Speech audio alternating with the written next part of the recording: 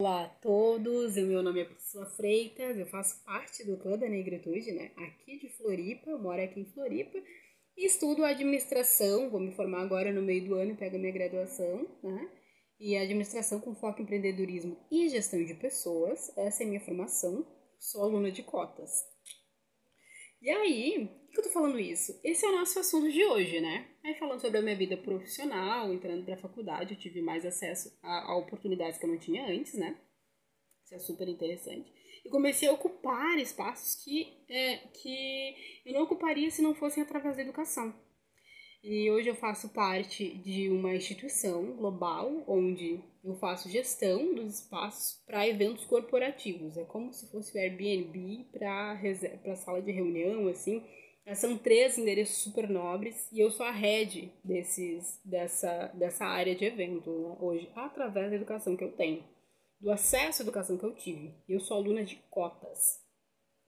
Então, por que eu tô falando isso? Esse é o tema de hoje. Cotas é nivelar por baixo. E aí, quando eu falo nivelar por baixo, eu tô falando de quem não teve acesso, de quem não teve acesso à educação, né? Porque olhando lá para trás, lá para os tempos de escravidão, por exemplo, né? Era lei no Brasil ser racista. A gente tinha leis para isso, leis que defendiam a eugenia, a supremacia branca. A supremacia branca era ensinada nas escolas, e era lei. E não faz muito tempo atrás, não. E aí, até porque não faz muito tempo que a abolição da escravatura foi feita, né? Mas por que tudo isso? Porque é contexto histórico. Você precisa saber contexto histórico se você quiser entender o porquê que acontece tudo isso, porquê, quais os meios que a gente usa. E eu entendo, olhando para a história, eu entendo a educação como uma ferramenta muito veloz, porque ela te traz conhecimento, e o conhecimento te traz ciência, né? E o que foi feito, o que a gente pode fazer, né?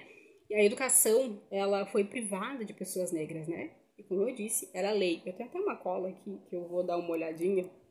E aí quem quiser pesquisar para saber mais depois, só dá um Google que aparece facinho. Racismo era legalizado no Brasil.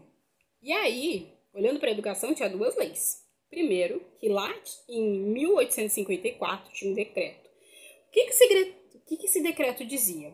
Ó, vou dar uma olhadinha aqui. Estabelecia que nas escolas públicas do país era proibida a admissão de escravos negros. Gente, só tinha escravo preto.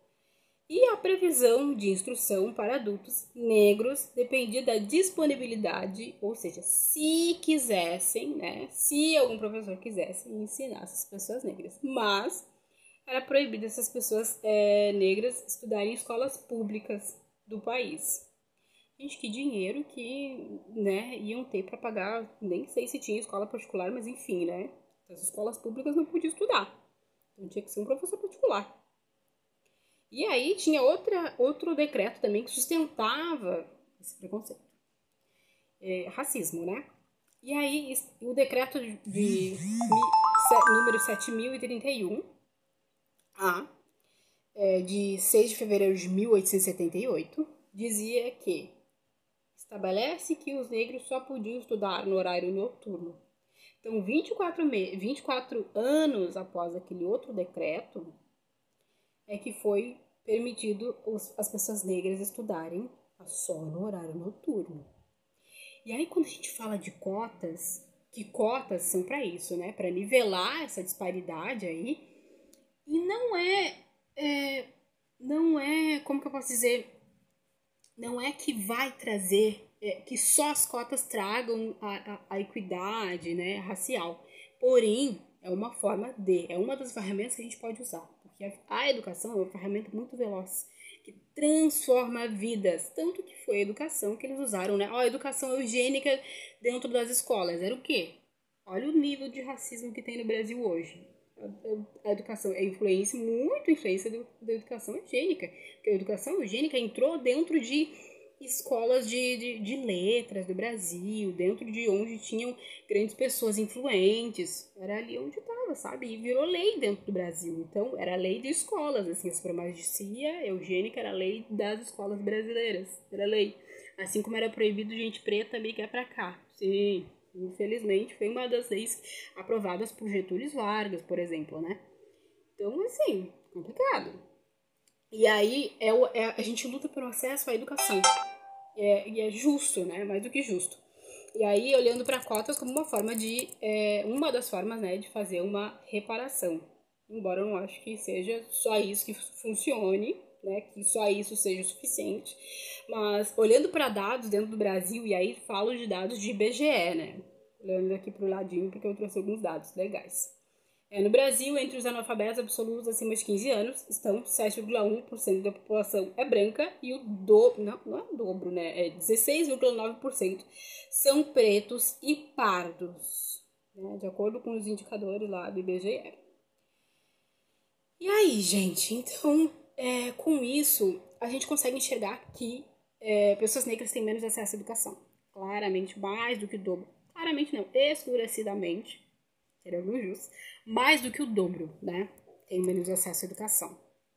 Então, quando você olha para dados estatísticos que te mostram que uma população tem menos acesso à educação, você não vai fazer nada em relação a isso?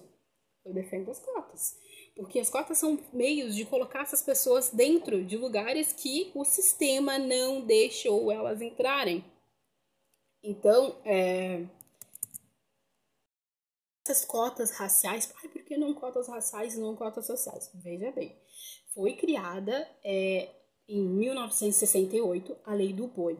E aí ela foi tiraram ela depois. Mas o que era essa Lei do Boi? Filho, voltando aqui, tinha encerrado o vídeo por falta de memória, mas vou gravar esse pedacinho porque já tá acabando. Mas entendendo que não que todos esses anos que teve cotas, que esses anos vão corrigir 348, 300 e tantos anos de tráfico de pessoas negras, né, dentro do Brasil. Mas a lei deve ser renovada assim nesse ano, né, de 2022, para um período maior ainda, porque só assim a gente vai poder ter um Brasil menos desigual, porque é uma das nossas forças motoras que nos levam a ter dados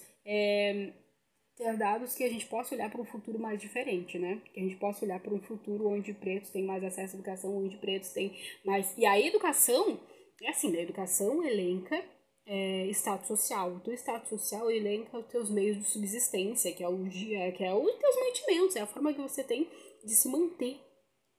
E os pretos foram muito deixados sempre às margens, né? Hoje a gente luta muito também para ter acesso a empregos, portas são barradas por ter acesso simplesmente por pessoas racistas que não querem deixar pretos entrar no mercado de trabalho. A gente luta por várias coisas todos os dias. E a gente continua apoiando a educação, porque a educação é uma das ferramentas mais velozes contra tudo isso, né? Isso até é uma das causas que Martin Luther King apoiava muito, o acesso à educação, que a educação consegue mudar o mundo, sim. E com essa fala eu encerro então esse meu vídeo. Foi desafiador falar sobre isso. Comentem aí embaixo, troquem mais ideias, falem sobre isso, acompanhem os próximos vídeos que eu tô acompanhando também, tá ficando muito incrível. Muito obrigada, Clã da Negritude, por ter feito esse convite. Faça parte do clã também. E continue nos acompanhando.